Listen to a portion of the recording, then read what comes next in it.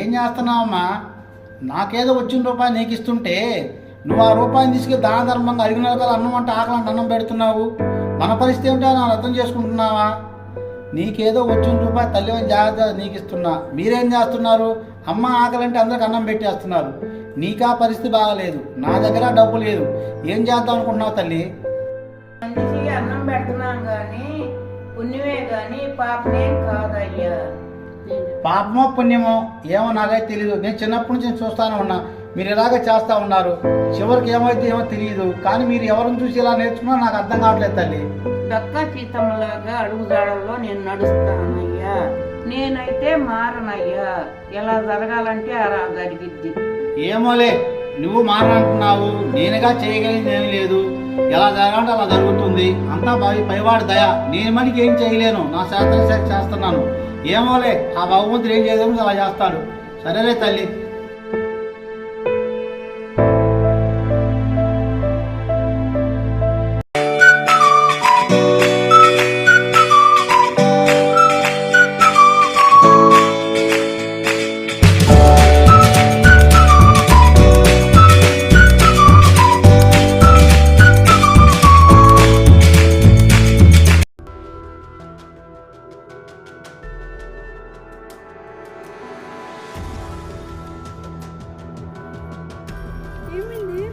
అదే నేను చూస్తున్నా, ఎంత ట్రై చేసినా స్టార్ట్ అవ్వట్లేదు.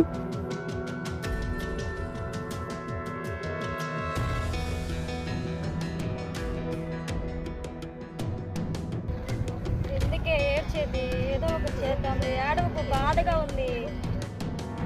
సరే అవి నన్ను లిఫ్ట్ అడుగుదామా? ఎవరు ఎలాంటి వాళ్ళు తెలియదుగా వద్దుది. ఇప్పుడు ఎలాగే మరి?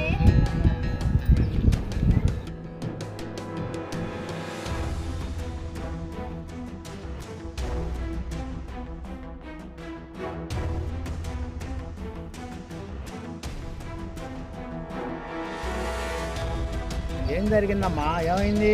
ఎందుకు తెలుస్తున్నారు? సడన్ గా బండి ఆగిపోయింది పంతులు గారు. ఏం చేయాలో ఏం అర్థం కావట్లేదు. దీన్ని చూస్తేనేమో ఏడుస్తుంది, ఎవరైనా లిఫ్ట్ అడుగుదామంటేనేమో భయం వేస్తుంది. మీరేం బాధపడకండమ్మా, నాకు కొద్దిగా రిపేర్ తెలుసు. నేను దానికి కొంచెం జాగ్రత్త చేస్తాను. మీకు కూర్చొని చూద్దాం.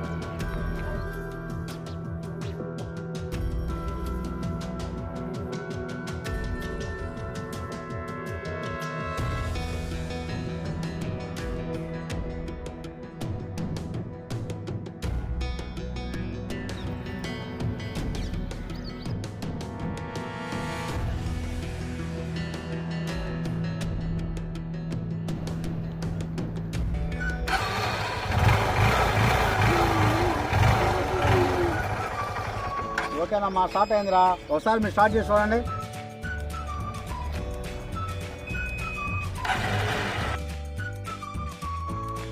చాలా అంటే చాలా సంతోషం పంతులు గారు. ఒక నైట్ దేవులాగా వచ్చి బండి రిపేర్ చేశారు. మీకు ఎంత కావాలో చెప్పండి, నేను ఇస్తాను మీకు.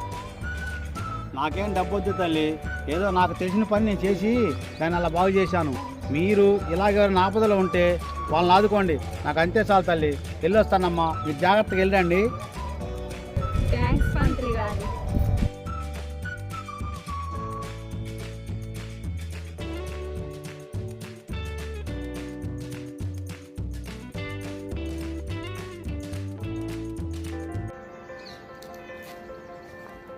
నమస్కారం అండి పంతులు గారు. నమస్కారం అయ్యా. మన అమ్మగారిని హాస్పిటల్లో తీసుకెళ్ళారు, ఏమన్నారండి? ఏం చెబుతావులే నాయన, ఆ పెద్ద హాస్పిటల్ తీసుకెళ్తే 15 లక్షల దాకా వచ్చి ఆపరేషన్ చేయించాలన్నారు. నా దగ్గర చిడ్లు కావాలేవు, ఏం చేయాలో అర్థం కావట్లేదు. నాకున్న ఆ చిన్న గుడి అమ్ముకున్న మహా వస్తే ఒక 5-6 లక్షలు వస్తాయా నాయన. ఏం చేయాలో అర్థం కాక, పాలు పోక, ఏం చేయాలో అర్థం కాక ఇలా పని నడుచుకుంటూ వస్తున్నాను ఆయన. ఏంటి పంతులు గారు, ఎప్పుడు చూసినాక నీకు ఈ కష్టాలు తప్పట్లేదు? నాకు భగవంతుడు నీకు ఎప్పుడు మేలు చేస్తాడో తెలియదు. మరి ఏం చేస్తావు నాయన, నాకు అర్థం కావట్లేదు. నేను చేసిన కర్మ ఏంటి, ఏం జరుగుతుంది నమస్కారం నాయన. ఏమంటే ఏమన్నారు? ఎవరు నాయన? అదిగో వాళ్ళు అక్కడ ఉన్నారు, వెళ్ళేస్తాను. ఆ భగవంతుడు మీకు మేలు చేశాడు పంతులు గారు.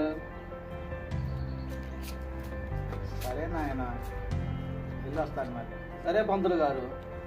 నేను ఏమిటో అనుకున్నాను కానీ భగవంతుడిని నమ్ముకున్నందుకు మేలే జరిగింది. భగవంతుడు ఉండాలని నేను నమ్ముతున్నాను స్వామి.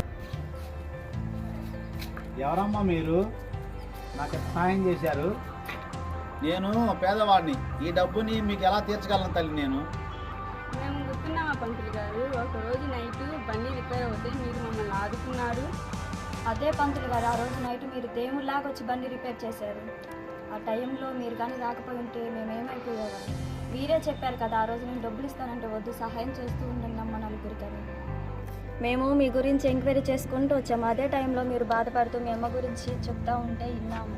మీరే చెప్పారు కదా నలుగురు సహాయం చేయమని. ఆ సహాయం చేయడానికేనేమో దేవుడు నన్ను మీ దగ్గరికి పంపించింది. ఆ డబ్బు మళ్ళీ మాకు తిరిగి ఇవ్వాలని అనుకోమాకండి, మేము అడగం. ఫ్యూచర్లో ఏ అవసరం వచ్చినా మేము ఉన్నామని మర్చిపోమాకండి.